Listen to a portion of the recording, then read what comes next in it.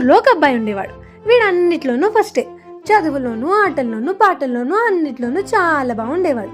కానీ వాళ్ళ నాన్న వాడు అంత బాగున్నా ఏదో ఒక మాట పట్టుకుని ఏదో ఒకటి అంటూ ఉండేవారు. ఏ రోజు వాడిని మెచ్చుకున్నది లేదు. దీంతో ఈ పిల్లాడు పాపం చాలా బాధపడి అదంతా వాళ్ళ అమ్మకు చెప్పుకుంటూ ఉంటాడు.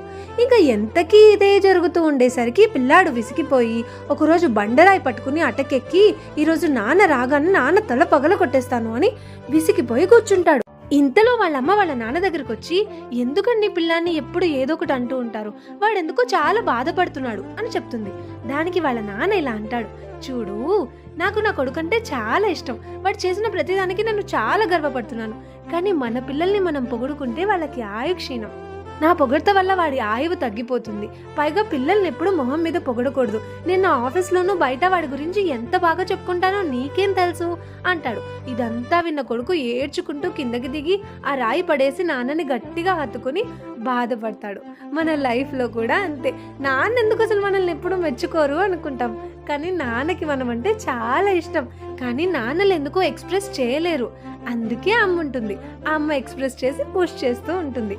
బట్ నాన్న ప్రేమ దేనికి తక్కువ కాదు. ఈ కథ మీకు నచ్చిందా? అయితే ఫాలో చేయండి. జాగ్రత్త.